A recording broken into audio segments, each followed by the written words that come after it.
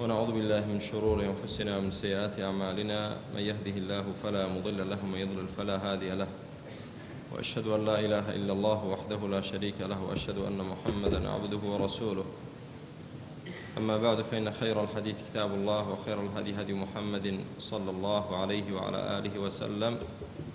وشر الأمور محدثاتها، وكل محدثة بدعة، وكل بدعة ضلالة، وكل ضلالة في النار. وبعد، خوي پروردگار لسورة فاطر دا دفرميت: الحمد لله فاطر السماوات والأرض جاعل الملائكة رسلا أولي أجنحة مثنى وثلاث ورباع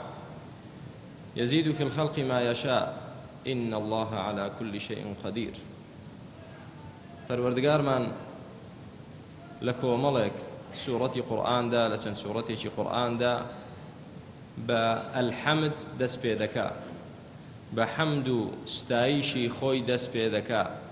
بو اوي ايمش فيركا كبزانين او خواي پروردگارا چند مزنو گوريو، چند خاوني صفاتي برزو جوانو، چند خاوني قدرتو دا صلاتو، چند خاوني نعمتو بخشش بسر ايموه کە بەهۆی هەموو ئەو صفات و نعمەتانەوە خوای گەورە شایستەی ئەوەیە کە سوپاس بکرێ، ستایش بکرێ، حەمد بکرێ، خۆشمان بوێت.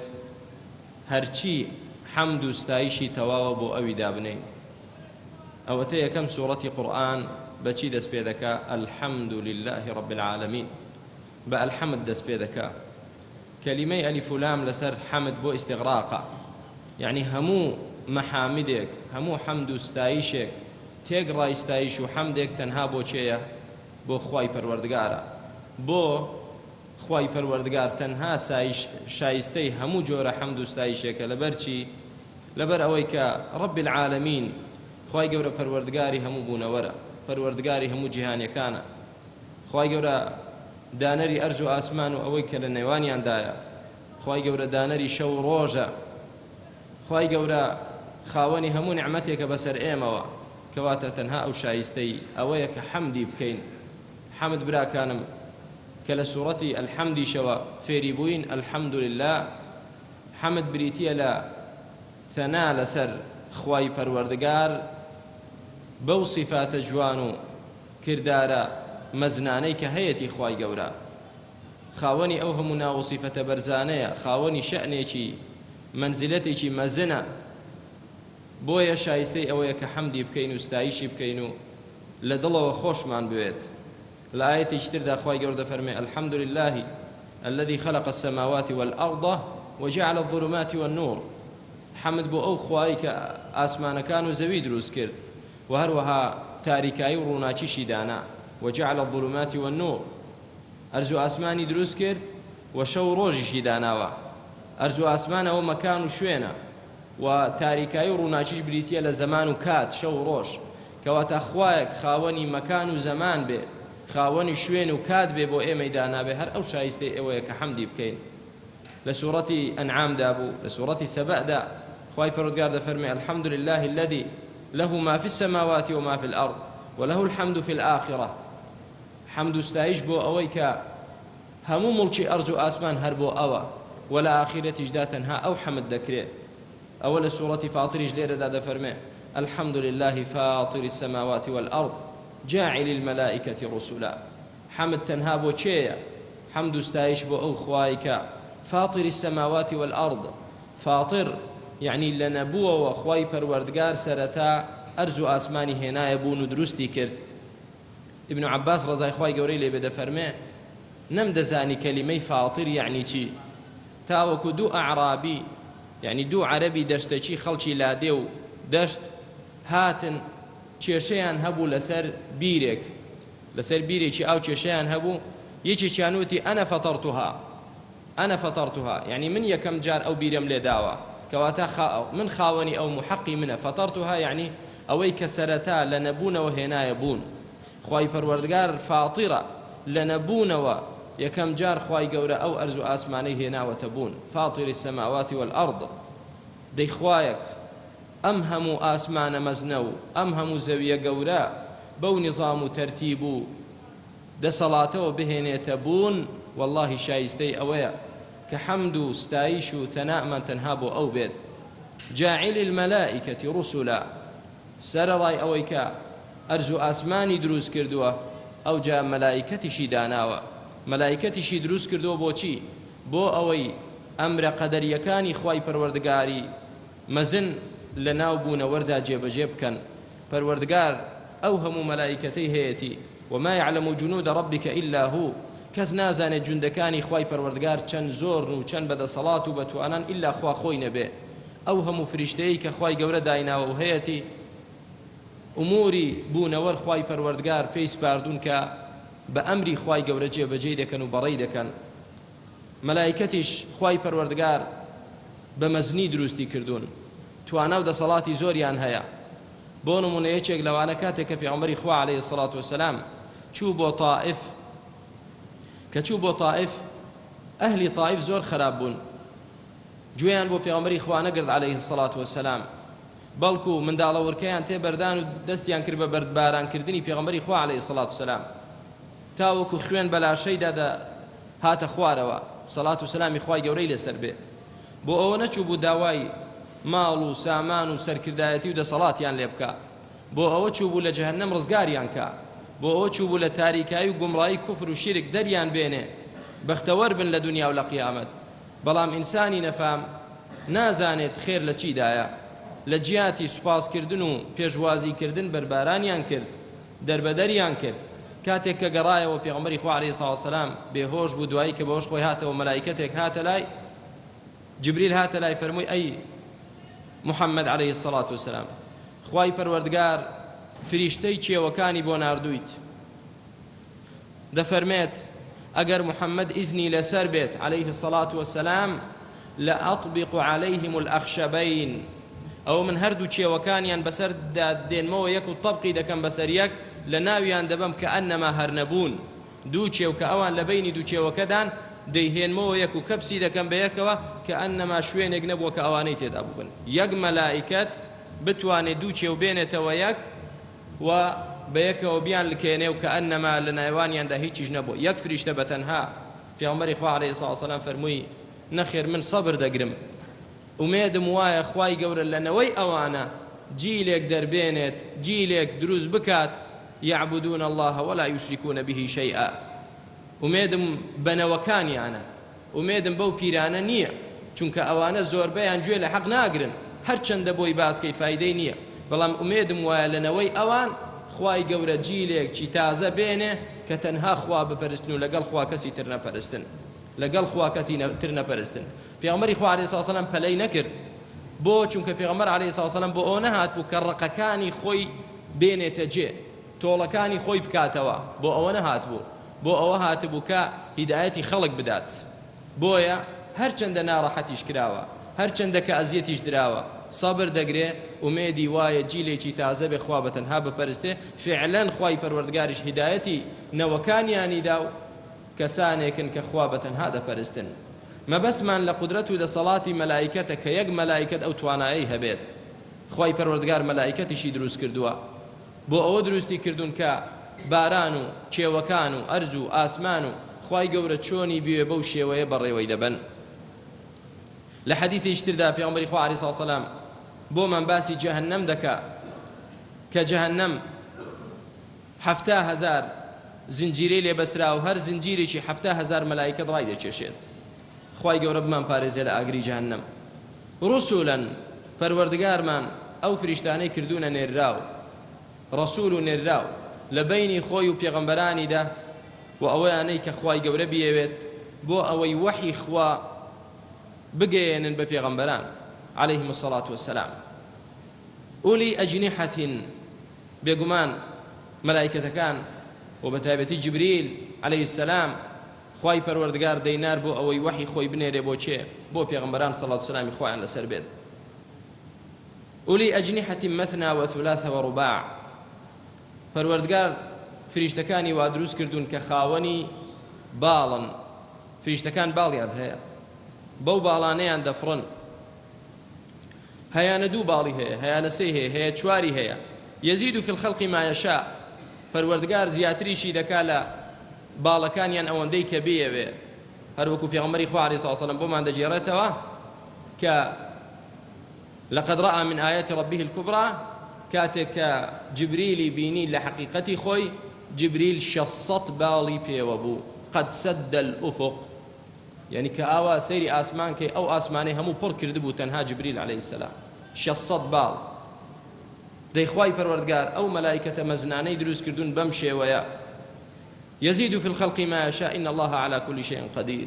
خواي قورة دستر هموش تيك بالاو بدا صلاة بتوانايا ئەو فریشتانە هەیانە بۆ ڕوحکێشانە هەیانە بۆ ئەوەیە کە مالکی بەهەشتە و هەشیانە خازینی نارە ئاگری جەهەنەم ئەو لە سەرپەرشتی دەکا هەشیانە کە خرایتە ناو گۆڕەوە دێ پرسیارت لێ دەکا منکەڕ و نەکیر کە پرسیارت لێ دەکەن وەکو لە حەدیثێکی حەسەن داهاتووە چێت پەرستووە شوێن چێ کەوتویت دینت چی بووە و هەشیانە لەسەر شانمان لە ڕاست و چەپ چاک و خراپەکانمان دەنووسن و هەشیانە دەمان پارێزن لە بەڵاو موسیبەت کەواتە براکانم مەلایکەت مەخلوقێکن خوای گەورە لە نور و ڕووناچی دروستی کردوون مەخلوقێکی زۆر عەظیم و بەتوانە و بەدەسەڵاتن دەبێ ئیمانمان پێیان هەبێت ئیمان بە مەلایکەت ڕوکنێکە لە ڕوکنەکانی ئیمان خوای گەورە دروستی کردوون و ئەرچی پێسپاردوون ئەم بوونەوەرە کە بەڕێوە دەچێت و هەروەها لەگەڵ عەزەمەت و گەورەیی فریشتەکانیشدا چەندە بەتوانە و بەدەسەڵاتن لەگەڵ ئەوەشدا خوای گەورە وەصفی کردوون عیباد و مکرەمون بەندانێکی زۆر بەڕێزن بەڕێزەوە بەندایەتی خوای پەروەردگار دەکەن لا يعصون الله ما أمرهم ويفعلون ما يؤمرون ئەو فریشتە مەزن و گەورە و بەدەسەڵاتانە سەرپێچی فەرمانی خوا ناکەن لە یەک فەرمانی خواش لا نادەن لا يعصون الله ما أمرهم هر أمرك كخوا بي كردبن سربيتي فرماني أو ناكن ويفعلون ما يؤمرون وهر أمريكيش كبيان كرابي أو أمر جيب جيدكن لخويانا وناس نشتيكن كأمريان بين كرابي سير كن براكانم أمدو وصف جواني ملائكة أمرو أجر إيما هر يشيق لإيما شتيق لتوانا ودا صلاة وبارا ومال وساماني كوتا دست خواي خوي لياد دچيت يا أخي دبي لە سنوور دەردەچێ خۆی بە شتێکی مهم دەزانێ تووشی فەخر و خوێلا و لە خۆباییبوون دەبێت بۆ وەڵا دەسەڵاتێکی هەیە شتێک پارەی هەیە نازانم خەڵکی لەگەڵا دەی ئەوە خۆلێونبوونە خۆ نەناسینە و نەناسینی قەدری خوای گەورەشە فریشتەکان لەگەڵ مەزنێتی و گەورەیەتی خۆیاندا لە خۆبایی نابن يسبحون الله الليل النهار شو روج تسبيحي خوا دكن وذكري خواي قورة دكن لا يفترون ورزنابن لذكري خوا لا عبدايتي خوا پیغمبری خوا عليه الصلاة والسلام دفرمي لا آسمان دا شويني بستيقنية إلا ملائكتك تيدا أول سجدة دا يا راوستا وعبادة بو خوا دكات بلام إيما نايان بينين لقل قوريتي خويان دا لخو باي نبون واز لعبادتي خوا بينن بلام إيمي إنسان لەگەڵ لاوازی و بێدەسەڵاتی خۆشماندا تەماشا دەکەین زوو خوای گەورە دەفەرمێ إن الإنسان ليطغى أن رآه استغنى ئینسان لە خۆبایی دەبێ و لە سنوور دەردەچێ بۆ وەڵا شتێک توانای هەیە شتێک دەسەڵاتی هەیە شتێک ماڵی هەیە نازانێ هەموو دەسەڵاتەکەی تۆ هەموو خەڵکی سەر ڕووی زەوی خوای گەورە بە یەک مەلائیکە دەتوانێت لە ناوی بەرێت بە یەک مەلائیکە دەتوانێت لە ناوی بەرێت هەر فریشتە بوون مەلائیکەت بوون کە هاتن شاری لوط پێغەمبەر عەلەیهی السەڵات وسەلامیان بەرز کردەوە تا ئاسمان ئەوجا سەرەوبنیان کرد هەڕێک وڵاتەکەیان هەڵگرت بردیانە ئاسمان و سەرەوبنیان کرد نەک تەنها خەڵکەکە لە ناوبەرن وڵاتەکەیان بەرز کردەوە ئاسمان و سەرەوبنیان کرد کەواتە براکانم با ئێمە قەدری خۆمان بزانین کە زۆر عەبدێکی ضەعیف و لاواز و بێدەسەڵاتین لە ئاستی عەظەمەت و گەورەی خوای پەروەردگار کاتێک کە ئەو مەخلوقە عەظیمانەی خوای گەورە دەبینین و دەبیستین و باسییان دەزانین با عظمەتی خوامان بۆ دەرکەوێت باوامان لێ بکە کە حەمدی بکەین و ستایشی بکەین و سوپاسی بکەین ئەوجار دوای ئەوەی کە پەروەردگار عظمەتی خۆی بۆ ئێمە دەرخست کە شایستەی ئەوەیە حەمد و ستایش بکرێ لەسەری ئەوجا حەقیقەتێکمان پێ دەڵێ کە پێویستە عەقیدە و بیر و باوەڕی هەر یەکێک لە ئێمە بەو شێوەیە بێ دەنا وەڵڵاهی ئیمانمان تەواو نابێت دەفەرمێت ما يفتح الله للناس من رحمة فلا ممسك لها ما يفتح الله للناس من رحمة هل رحمتك كخواي قورة درقاكي بكاتا ولا كسك أو فلا ممسك لها أو درقاي رحمة لكس ناجيرت خواي قورة بيه ورحمتك توشي شخصك يا عائليك يا ولاتك يا ملتك بكات كويستي رحمتك يان بنسيبك أو رحمة باران به أو رحمة رزق روزي به روكو شينایی بێ ئەو ڕەحمەتە لەرساغی بێ قووەت و دەسەڵات بێ بەختەوەری و سەعادەت بێ هەر ڕەحمەتێک کە خوای گەورە بیەوێ دەرگاکەی بکاتەوە بۆ کەسێک ئەوە کەس ناتوانێت دەرگای ئەو ڕەحمەتە داخات ناتوانێت و بە هەمان شێوەش لە بەرامبەرەکەشیدا وما يمسك ئەدی ئەو ڕەحمەتەی کە خوا دەیگرێتەوە دەرگاکەی دادەخا لە کەسێک فلا مرسل له من بعده ئەوە هیچ کەسێک نییە بتوانێت دەرگای ئەو ڕەحمەتە ئیطلاقکە و بەرەڵایکە و بیکاتەوە بۆ کەس تێبگەین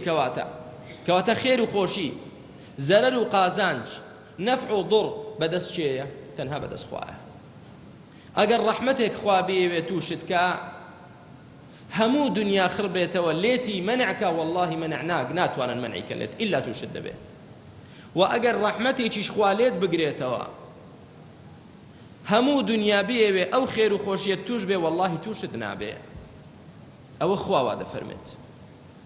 کەواتە براکەم با ئیعتیقاد و بیری و باوەڕی ئێمە بەو شێوە تەوحیدیەدا بمەزرێت کە شتەکان هەموو لە خوای خۆمانەوە ببینین وا ببینین کە خێر و خۆشیمان بەدەست خوایە و هەروەها شەڕیش تەنها بەدەست خوایە ئەوەش ڕوکنێکە لە ڕوکنەکانی ئیمان ئەن تؤمنە بالقەدەری خەیریه وشەڕه ئیمانت بە قەدەر هەبێ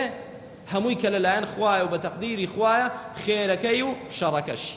هەمووی چاوەڕێی ئەوەی کە مەسلحەتێکت توش بێ کەچی لە پڕ لێت لا دەچێ لۆمەی فڵانی دەکەی سەرزەنشتی فڵانی دەکەی گلەی نازانم لە چێ دەکەی بەڵام نازانی واللهی خوا لێتی لادا خوا لایدا هەندێک کەس چونکە ئیعتیقادی بەوە نییە دەچێت تەشەبوس دەکا بە هەموو کەسێکی نزم ئەو پەڕی تەنەزولی دەکات ئەو پەڕی مەرایی دەکات ئەو پەڕی سەرشۆڕی دەکات ئەو پەڕی زەلیلی دەنوێنێ بەشک و فڵانە کەس ڕەحمی پێ بکات و فڵانە ئیشەی بۆ بکات و فڵانە چاکەی بۆ بکات نازانێ فڵانە کەس هیچی بەدەست نییە کە خوا نەینووسێ سوێن بەخوا ناتوانێ فڵانە کەس یارمەتی تۆ بدا کەواتە ئەو زەلیلی و سەرشۆڕی و مەرایەی کە بۆ مەخلووقێک دەیکەی بۆ خوا بیکە لە جیاتی ئەوەی بچی لە فڵانە کەس بپاڕیتەوە دەستنوێژ بگرە و دوو ڕەکەعەت سونەت بکە و بپاڕێەوە لە خوا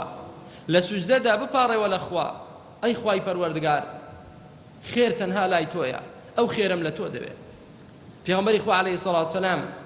لە یەکێک لە دوعاکانی جارێ فێری کردوین دوای هەموو نوێژێک ئێمە ئەو دوعایە بکەین اللهم لا مانع لما أعطيت ولا معطي لما منعت ولا راد لما قضيت أي خواي پروردگار لا مانع لما أعطيت هر شتێک کە تۆ بیبەخشیت هەر بەخشینێک کە تۆ پێمان بەخشی کەس ناتوانێت منعی بکا لێمان ولا معطي لما منعت و هەر شتێکیش کە تۆ لێمان منعکەی کەس ناتوانێت پێمان ببەخشێت ولا راد لما قضيت هەر قەضایەکیش کە تۆ بیکەیت و بڕیارێک کە تۆ بیدەیت کەس ناتوانێت ڕەدی بکاتەوە دوای هەموو نوێژێک براکانم سنەتە ئەم دوعایە بخوێنیت ئەم زیکرا دوای هەموو نوێژێک بۆی تۆ کە سەلامت دایەوە لە نوێژەکە لەسەر تەوحید بمێنیتەوە تەنها لە نوێژەکەدا تەوحیدی خوا نەکەیت و دوای نوێژ خواد لە یاد چێ چونکە لە نوێژەکەتدا تۆ بەڵێنت بە خوادا ئیاکە نەعبود و ئیاکە نەستەعین تۆ دەپەرستین داوای یارمەتی لە تۆ دەکەین ئیعتیقادمان بەس بە تۆیە و پشتمان بە تۆ بەستووە کە سەلامیشت دایەوە ئەو زیکرە بخوێنە اللهم لا مانع لما أعطيت ولا معطي لما منعت ولا راد لما قضيت ولا ينفع ذا الجد منك الجد بۆ ئەوەی کە دڵەکەی تۆ ڕوو لە کەس نەکا ئومێدت بە کەس نەبێ و لە کەسیش نەترسی سوێن بەخوا هەر کەسێک ئیمانی بەم ئایەتە هەبێ و تێی بگات ڕەجا و ئومێد و ئەمەلی تەنها بەخوا دەبێ و هەروەها لە کەسی تر ناترسێ لە غەیری خوا بەس لە خوا دەترسێت چونکە دەزانێ ئەگەر هەموو ئومەت خڕ بێتەوە زەرەری لێ بدەن ناتوانن لێی بدەن کە شتێک نەبێ خوا نووسی بێتی هەروەکو چۆن پێغەمبەری خوا عەلەیهی سەڵات وسەلام کە بانگی ئامۆزاکەی خۆی کرد عەبدوڵڵای کوڕی عەباس ڕەزای خوای لێبێ فەرمووی یا غولام ئینی ئوعەللیموکە کەلیمات وەرە ئەی گەنج من چەند کەلیمەیەکت فێر دەکەم ئەو کەلیماتانە بچووکن لە نووسیندا لە لەبەرکردندا بەڵام زۆر مەزنن لە ئیعتیقاد پێبوون و باوەڕ پێبووندا کەلیماتەکان چی بوون؟ احفظ الله يحفظك احفظ الله تجده تجاهك خوا بپارێزە خوا دەتپارێزێت ئاگاد لە خوای خۆت هەبێ لە کاتی شوێنەی و ئاساییدا لە کاتی تنگانە و تەنگ و چەڵەمەدا خوا بە فریاد دێت ئەوجا پێی دەفەرمێ پێغەمبەری خوا عەلەیهی سەڵاتو وسەلام واعلم أن الأمة لو اجتمعت على أن ينفعوك بشيء لن ينفعوك إلا بشيء قد كتبه الله لك بزانە ئەی ئامۆزای بەڕێزم ئەگەر هەموو ئومەت هەر هەمووی کۆ بێتەوە بۆ ئەوەی سوودێک بە تۆ بگەیەنن واللهی ناتوانن پێت بگەیەنن ئیلا ئەوە نەبێت کە خوا نووسیوێتی بۆت ولو اجتمعوا على أن يضروك بشيء لن يضروك إلا بشيء قد كتبه الله عليك ككوش ببنەوە هەموو ئومەت بهێنە پێشچاوی خۆت مەسەلەکە زۆر سەیرە دیقەتی بدەیە هەموو ئومەت هەر هەموو ئومەت بە موسڵمان و کافرەوە کۆ ببنەوە و لەلایەکەوە بوەستن تۆش بەتەنها لەلایەکیت هەموویان بیانەوێ زەرەرێکت لێ بدەن متتەفقن یەکدەنگن لەسەر ئەوەی زەرەرت لێ بدەن کە خوا لەسەرتی نەنووسیبێ ناتوانن داوانەی بڵێ چۆن دەڵێن خوای گەورە ئەوەندە بەتوانایە کە تۆ بپارێزێ لەوەی بتوانن زەرەر بە تۆ بگەێنن پێغەمبەری خوا عەلەیهی سەڵاتو وسەلام لەسەر ئەو عەقیدەیە هاوڵانی خۆی پەروەردە دەکرد یا لە دوعایەکی تردا پێغەمبەری خوا عەلەیهی سەڵاتو وسەلام دەیفەرموو اللهم لك الحمد كله أي خواي پروردگار حمد و ستایش هر هەمووی بۆ تۆیە تەنها تۆ شایستەی ئەوەی اللهم لا قابض لما بسط أي خواي پروردگار ئەو دەرگای کە تۆ ئەو ڕەحمەتەی کە تۆ ڕای دەخەی بۆ ئێمە کەس ناتوانێ بیگرێتەوە لە ئێمە ولا باسط لما قبضت و هەر ڕەحمەتێکیش کە تۆ بیگریتەوە لە ئێمە کەس ناتوانێ ڕایخا بۆ ئێمە ولا هادي لمن أضللت خواي پروردگار کەس ناتوانێ هیدایەتی ئەو کەسەدا کە تۆ گومڕای بکەیت ولا مضل لمن هديت و ئەوەش کە تۆ هیدایەتی بدەی خواي پروردگار کەس ناتوانێ گومڕای بکە کەواتە هیدایەتیش بەدەست خوایە ولا معطي لما منعت شتێکیش کە تۆ منعیکەی کەس ناتوانێ بیبەخشێ ولا مانع لما أعطيت ئەوەش کە تۆ بیبەخشی کەس ناتوانێ منعی بکە ولا مباعد لما قربت ئەوەی کە تۆ نزیکی کەیتەوە کەس ناتوانێت دووری خاتەوە ولا مقرب لما باعدت ئەوەش کە تۆ دوورت خسپێتەوە کەس ناتوانێت لێتی نزیک خاتەوە ابسط علينا من بركاتك ورحمتك وفضلك ورزقك ئەو جا پێغەمبەری خوا صلی الله علیه وسلم دوای ئەو زیکرە دەیفەرمووی دوای ئەو تەوەسولە مبارەکە ئەو جا دەیفەرموو دەی خوای گەورە بڕێژە بەسەرماندا لە بەرەکات و لە ڕەحمەت و لە فەزل و لە ڕزقی خۆت بەسەرماندا بڕێژە دوای ئەوە کە ئەو عەقیدەی خۆی بەیان دەکرد ئەو جا داوای لە خوا دەکرد نەک تۆ ئیعتیقادت وا بێ کە خێر و خۆشی تۆ لای فڵان شەخسەیە لای فڵان مەسئولەیە لای فڵان دەوڵەمەندەیە لای فڵان کەسەیە ئەو کاتە بڵێ باشە بۆ خوا ڕزقمان نادا خوا ڕزقی چیت بدا تۆ ئەوەندەی ئیعتیقادت بە غەیری خوایە ئیعتیقادت بە خوا نییە ئەوەندەی ئەمەل و ئومێد و هیواد بە غەیری خوایە ئەوەندە هیواد بە خوای گەورە نییە لە کاتێکدا کە خوای پەروەردگار دەفەرمێ وما من دابة في الأرض إلا على الله رزقها هەرچی دابەیەکە نەک هەر ئینسان بە باڵندە بە مەڕووماڵات بە حەشەرات و هەرچی زیندەوەرێک لەسەر ڕووی زەوی بێت جا لەسەر زەوی بڕوا یا بشفڕێ إلا على الله رزقها ڕزقی لەسەر چیە لەسەر خوایە ئەگەر پیاوێک لە ماڵەوە 5-6 سەرخێزان بێت خەمێکی زۆری هەیە باشە منەوە عایلەی بەچی بەخێو بکەم بەڵام ڕزقی هەرچی سەر ڕووی زەوی هەیە لەسەر خوای پەروەردگارە زۆریش ئاسانە بەلای خوای پەروەردگارەوە کەواتە براکانم با بیر و باوەڕمان بەو شێوەیەدا بمەزرێنین کە خێر و خۆشی و زەرەر و قازانج هەمووی بەدەست خوایە بۆیە بەس داوا لە خوا بکەین داوا لە کەسی تر نەکەین داوا لە خوا بکە خێرت بەنسیب بکە و شەڕت لێ بە دوور بگرێ نەک واز لەو خوایە بێنی کە هەموو شتێکی بەدەستە هانابەری بۆ شەخصێک کە مردووە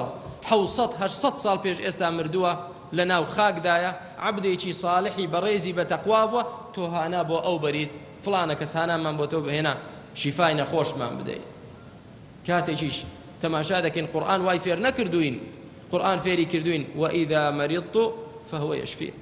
کە نەخۆش کەوتم بەس خوا شیفام دەنێرێ نەخۆش کەوتم بەس خوا شیفا دەنێرێ، گومڕا بم بەس خوا هیدایەتم دەدا، فەقیر بم تەنها خوا ڕزقم دەدا، بەڵام موسیبەتم بۆ بێ تەنها خوا لێم لا دەدا. بەس بەم شێوەیە ئەوە عەقیدەیەکە کە قورئان فێری کردوونی و پێغەمبەر صلی الله علیه وسلم سەحابەی لەسەر پەروەردە کردووە، نەک ئەو عەقیدەی ئەمڕۆ ئیعتیقادمان بەناڵی کەرێک هەبێ لە چاوەزار دەتپارێزێ، ئەو خوا مەزنەی لە بیر چۆوە بیپارێزێ ناڵی کەر دەیپارێزێت، میرۆشینکەیەک بە سیارەکەی هەڵواسیوە دەیپارێزێت،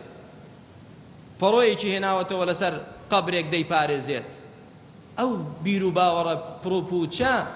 نە لە قورئاندا جێی دەبێتەوە نە لە حەدیثی پێغەمبەردا عەلەیهی سڵات وسەلام. ئینسانی مسلمان اعتقادی بەس بەخوایە، بۆیە ئەو کەسانەی کە ئیمانیان بەخوای پەروەردگارە لە غەیری خوا ناترسن، ناترسێ وەڵا فڵان دەتهەنجێوێ، چ دەمهەنجێوێ، بەچی دەمهەنجێوێ؟ لە غەیری خوا لە کەس مەترسە،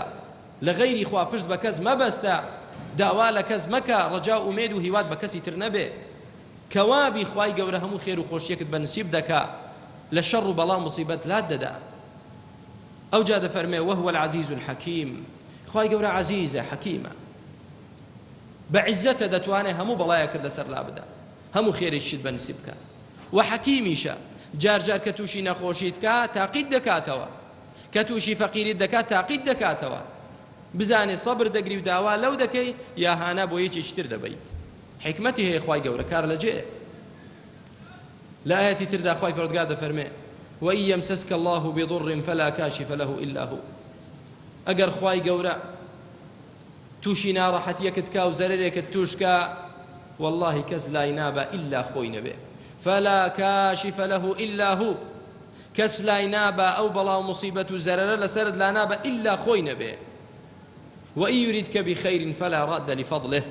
ئەدی ئەگەر خێرێکت توشکە کەس ناتوانێ فەضڵی خوا لە تۆ مەنعکە. کەواتە براکانم ئەم ئاەتە بەڕاستی پێویستە عەقیدەمان لەسەر ئەوەدا بمەزرێنین،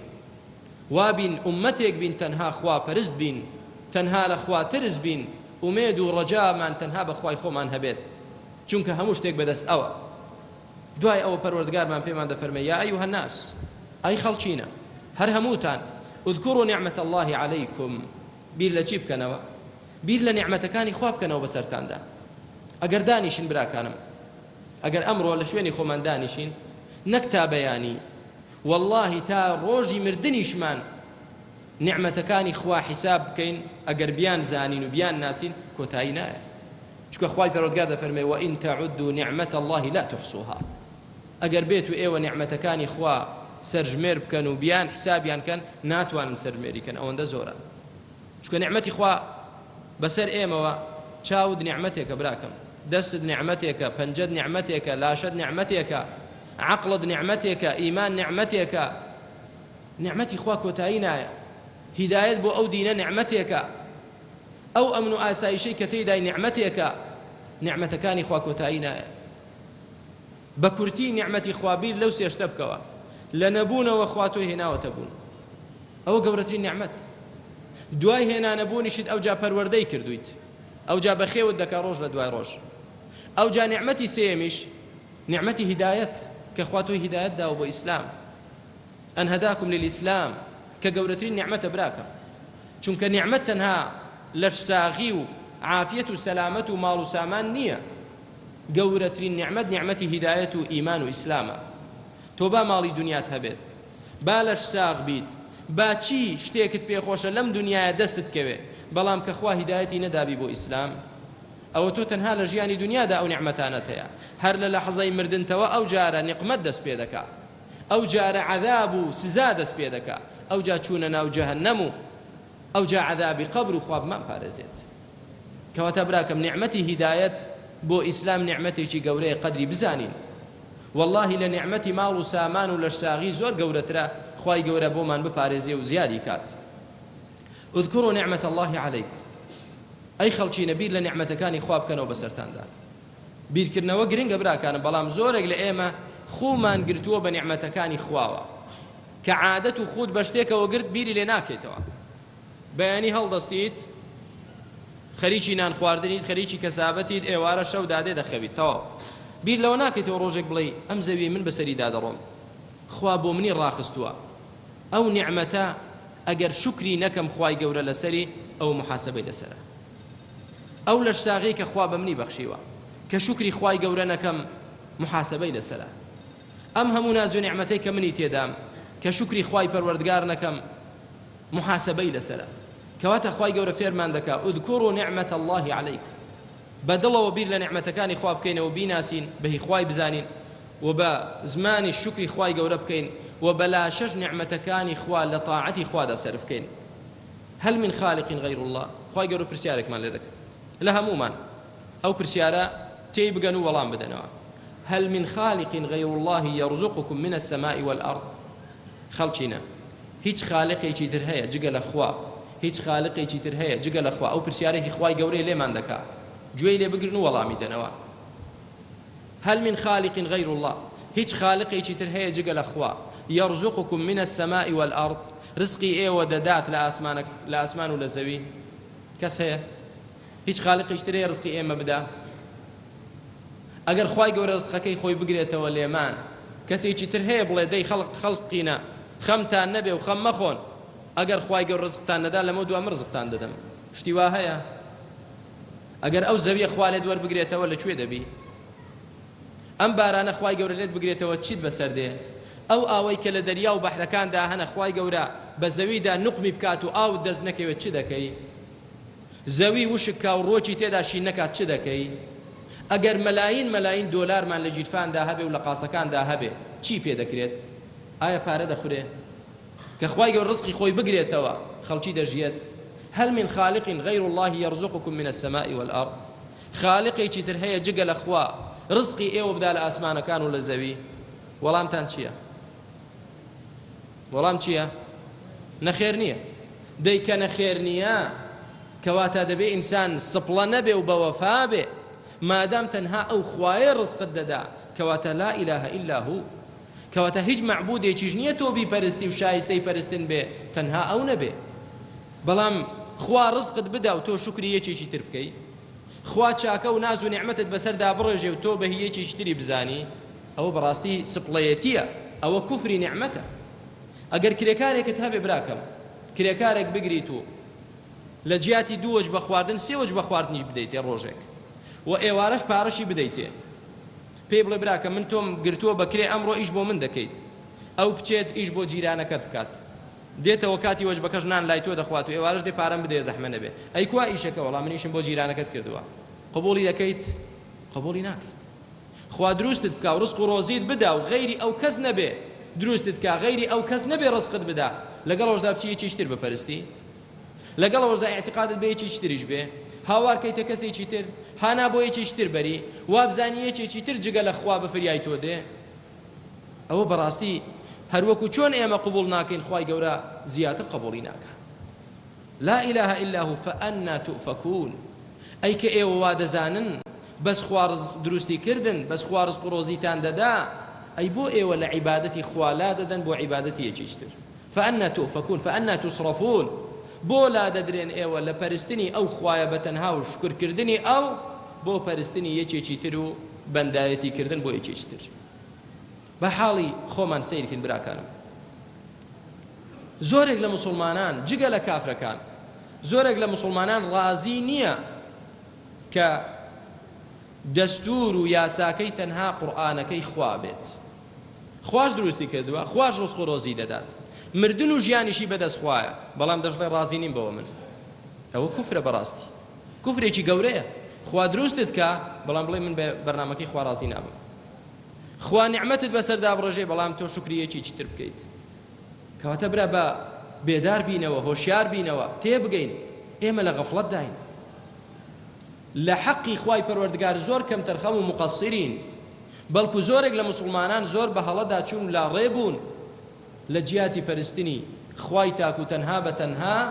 دەچێ غەیری خوای گەورە لەگەڵ خوا دەپەرستێت خوای گەورە دەفەرمێ فەئەنا تؤفەکون دەیکە ئێوە وا تێگەیشتن خوا ڕزقی داون و خوای گەورە دروستی کردوون بۆ دەچن یەکێکی تر دەپەرستن بۆ هانا بۆ یەکێکی تر دەبن بۆ ملکەت و ژێرباری بەرنامە و یاسای کەسێکی تر دەبن جگە لە ذاتی رب العالمین فەئەنا تؤفەکون بەڵام لەگەڵ ئەوەشدا تەماشا دەکەین خەڵکی هەر بەردەوامە ئیلا ئەوە نەبێت کە خوا ڕەحمی پێکرد بێ هەر بەردەوامە لە لادان لە بەندایەتی کردنی خوای گەورە ولا لادان لە شەرع و یاسایەکەی خوای پەروەردگار بۆ شتی تر داوا دەکەم لە خوای پەروەردگار بۆ خاتری ناوە جوانەکانی و صفاتە بەرزەکانی تێمان بگەێنێ لە دینەکەی خۆی وامان لێ بکە ئەو دڵەمان تەنها پەیوەست بێ بەخۆیەوە تەنها جێگای خۆشویستنی خۆی تێدا بێتەوە تەنها لەو بترسین تەنها پشت بەو ببەستین تەنها ئومێد و ڕەجامان لەو بێت خوای پەروەردگار تەنها دوو پەرستین و ئاخیرمان خێرکەی بەهشتمان بەنسیب بکەی لە ئاگری جەهەنەممان پارێزی و هیدایەتمان بدەی والحمد لله وصلى الله وسلم على رسول الله وبارك الله فيكم